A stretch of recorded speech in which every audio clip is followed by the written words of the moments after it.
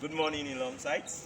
I'm here this morning at the faculty building to have an interview with Professor Oluwole Busayo Akinola, the Dean, Faculty of Basic Medical Sciences, University of Ilorin. Please follow me through my journey. Good morning, sir. My name is Ibrahim Otman, the Lomsa PRO. I'm here today, sir, to talk about your upcoming inaugural election, which is on the 13th of January 2022. With me today is the Dean of the Faculty of Basic Medical Sciences, Professor Oluwole Busayo Akinola. He's an alumni of this great association, of this great university of ours, BSc Learning, PhD Learning. He's a member of the Anatomical Society of Nigeria. He has over 78 publications, 553 citations, and he has been read over 14,000 times. It's a great honor for me to be here with you, sir. Thank you very much. Sir. To start this interview, it's really a pleasure for us to be here with you. Thank you. This interview is to give Ilorin sites and insights about your coming inaugural lecture and just a bit about the kind of personality you are. So I would like to start by asking, sir, can you tell us a bit about yourself, sir? Okay. Yes, thank you very much. First, let me appreciate you once again for one being prompt. I can remember we have this appointment for this program and you came on time.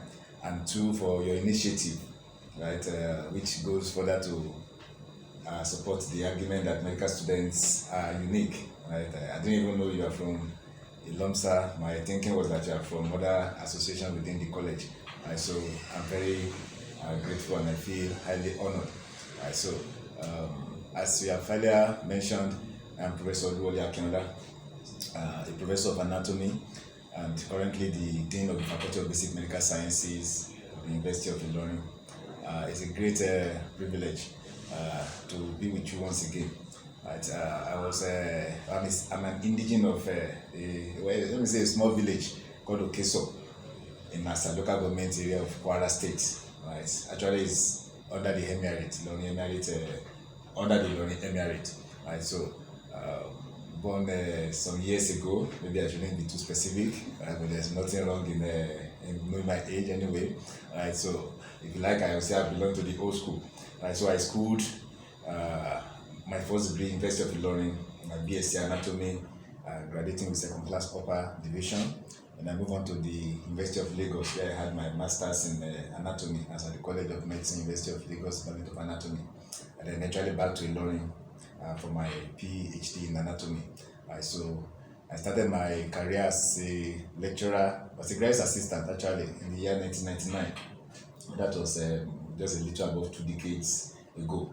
Right, in the Department of Anatomy, and at that time there was only one lecturer who was a lecturer 2, right, then, and then 2 other graduate assistants that were appointed around the same time. In other words, there were very few lecturers around. Of course, the university does not even consider graduate assistants as lecturers. Why? Because you are the lowest rank or step of the ladder as far as academics is concerned. Right, so you hardly even is expected to do much teaching. I'm not expected to do much teaching other than to face your training, but because no lecturers were around, only one lecturer too, who was also struggling to have his PhD, we had to be involved with a lot of teachings and so on and so forth. Right. So after my PhD, I was privileged to visit the United States of America for my postdoctoral training between 2012 and 2013. And since that time, one has been able to climb the academic ladder, eventually become a professor in the year 2017. So it's a privilege. What is expected of any new professor, let me emphasize the word new, is you are supposed to deliver an inaugural lecture. Right? So every professor is expected to do that. And the earlier, actually, the better. So I'm privileged on the 13th of this month to deliver the 213th inaugural lecture on the University of Ilorin. What makes it a bit unique is the fact that it's going to be the first in the Department of Anatomy, right? Because though there have been lecturers before me, but no one has been able to become a professor, or let me say, no one has been able to deliver an inaugural lecture. So it's a great honor and it's a great privilege to have that opportunity as a person. The title of your inaugural lecture is Human Anatomy Beyond Flesh and Bones. Yes. Can you give us a sneak preview? Okay. Yes, I think my opinion, one of the challenges an inaugural lecturer may face is actually settling down for the topic. Right? It took me time over and over ruminating, weighing options, and seeing what is best. One, as a professor of anatomy, and two, from the point of view of my research as a professor.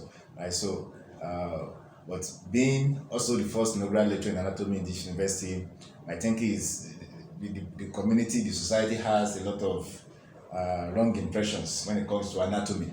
For many of them, once we mention the name anatomy, it's another name for dead body, right? It's another name for cadavers, right? So, as HOD of anatomy in the year 2016, let me say, a woman came to my office and was like, I want my child to switch over to anatomy. The child was seeking admission. I said, okay, I want him to come to anatomy. But please, sir, I learned that what they do after they graduate is to carry dead bodies. So that was like, I was just laughing within me to say, how will you train in the university for 4 years and what you'll be doing after is to carry dead bodies? Why do you need to go to university for 4 years to know how to carry dead bodies? So that shows that the society does not know what anatomists do and what is anatomy. So all I'm with, so by that phrase, beyond flesh and bone, or flesh and bone is just my own way of referring to cadavers, or let me say human beings. But more or less, more importantly, cadaveric dissection, which is any dependent anatomy, that is what this name has a gross anatomy lab. And all you do there, as a medical student, you'll be there several times, is to dissect. Right? So what do anatomists do beyond dissecting cadavers? Right? Many may not know that we do a lot of research, contribute a lot to medical science, advancement of medical education and medical science by way of research, and by extension, the health of the community. So the bulk of my inaugural lecture has to do with what contributions anatomists are making beyond cadaveric dissection. All right, so that is what informs the title of the lecture, to say human anatomy beyond flesh and bone. So to let us know, how do we as anatomists, human anatomists especially, how have we been advancing the health of the population or the community or the society via research. Thank you very much, sir. I consider you to be quite young for a professor. What's the secret for your rapid rise of the academic ladder? Okay. Youthfulness is relative anyway, right? Maybe my face looks somehow younger than my age. I wouldn't say. I can remember I was somewhere with one of my brothers, and someone was saying, why does your elder brother look younger than you? Like something like that. And even within the university, and some of them that made the comment when they got to know that I would be giving inaugural lecture, and I was saying, the face in this your picture. That's the one I submitted for the poster, for the advertisement, for the publicity. Our face is very young as a professor.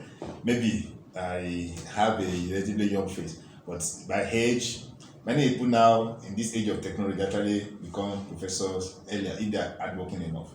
Okay, by early 40, when they are already becoming professors, despite the fact that the bars are being raised from time to time. Right? So, for anyone who the society considers as being successful, it's the same story of hard work, faith in God, commitment, vision, focus. Those are, to me, just so once you consistently do that, it becomes a habit that is difficult to break, right? But more importantly, I will see it as just the grace of God, right? But of course, God will not come down to help you if you have not lifted your fingers to do something too. But more importantly, whatever one does, if God crowns that with effort, then it becomes a testimony. So I will summarily say it's the grace of God that crowns somebody's effort. So, what will you do after your inaugural speech, and what are you looking forward to? Okay, so thank you very much. As I said earlier, that's why I emphasized the word new when I was talking about inaugural lecture. You are going to inaugurate somebody, it should be something new, right? So, of course, some don't get to give their inaugural lectures early for different reasons, because it's what you need to sit down and think about seriously and then put pen to paper, right? So, part of what an inaugural lecture should deliver is to even tell the audience, this is what I've done so far, but this is what I also intend to continue to do, which is what I also say during the inaugural lecture. So it's to continue to do research. One of the primary jobs of a professor is research. those three cardinal things of teaching, research, and community service. So those are the three I'll continue to do. And my research is actually in the field of endocrinology. I blend that with neuroscience. Right? So sometimes I call it neuroendocrinology. Right? So I've had a lot of work done on male reproductive endocrinology by way of male fertility using animal models. I've done something on medical anthropology, like body weights, waist circumference, where you can put the parameters together and make sense out of that. It's part of what I'm going to also be delivering during the inaugural lecture. And I've done something also on neuro science. I'm privileged to be an IBRO fellow by having taken IBRO is the acronym for International Brain Research Organization. It's an international body located in France, and they have been supporting scientists, especially from developing countries, to train abroad. And then they are encouraged to come back home. They set up a lab for them. So I've enjoyed that privilege of training me to do my postdoctoral research in the US, and then also setting up a lab for me in my university here as they call it IBRO Return Home Fellow. So I've had actually 2 fellowships from that organization. So my future research will continue to be in the field of neuroscience. I don't want to say neuroanatomy because neuroscience is huge. The research I'll be doing goes beyond neuroanatomy, but I will blend endocrinology with neuroscience. So we can call it neuroendocrinology, and that has to do with things like depressive disorders, right? Insulin resistance, how does it affect cognition, right? I've been doing that already, and I'll continue to do that. But as a matter of fact, some of my PhD students that graduated recently, they work largely on the relationship between insulin resistance and cognitive function using animal models.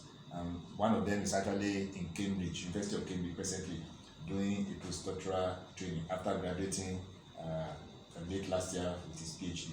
So we continue to do that, and by way of so doing, we continue to contribute our quota to the well-being and health of the society. Right. So principally, at my summary, I continue to work on anthropology, that's physical anthropology, male reproductive endocrinology by way of male fertility, and then neuroscience research. So I have competencies in those fields to continue to deliver. Continue our journey in life. What general advice do you have in websites and people looking to emulate you? Yes, thank you very much. For the sake of those hearing us, by the alongside you mean that's the Ilorin Medical Students Association, right? In other words, it's a body of students, young minds, young fellows, right? And one thing is when one is relatively young, the tendency, the question in the mind of many is which direction am I going to be taking? And one thing that helps is actually to have a model, to have somebody higher up who has achieved in the field, in any field, especially in the field that is related to medicine in your own case. Right? It could be medicine, it could be surgery, it could be anything that one can be looking forward to and aiming to attain such that person's status. Right? So my advice is for alum sites to be focused. Right? You are already endowed with intelligence, but remember that in addition to intelligence, attitude also matters. Some miss it along the way. Right? And as a dean, I've had that experience of students, for example, facing disciplinary committee and being expelled from the university. I've witnessed that since I resumed office as a dean. That means the attitude of that person has failed him. Right? So we should ensure that our character, our attitude is good enough, and that we have a model. Could be a consultant in medicine, any field of medicine, or a consultant in surgery, or somebody who has attained that high rank that we are looking forward to. Could be somebody else even outside of this university. For example, the Director General of the National Center for Disease Control, NCDC, came to Ilorin recently. A very relatively young person who has taken that huge national assignment. That's somebody to look forward to. That's what has this person done that has handed in this national recognition and appointment eventually. Right? And recently, one of our professors in the behavioral science also, Professor Isababa, just got appointment as the acting CMD of the new neuropsychiatry hospital in Kwara State here. That's somebody to look forward to. People who are relatively young have been saddled with national responsibilities. So what are they doing in terms of their character? What are they doing in terms of putting their intelligence to action to be able to achieve a greater height? So by and large, get a role model and work on your personality and attitude, and definitely one will attain the heights that one wishes to attain eventually. Thank you. It's been a pleasure speaking with you, sir. Thank you.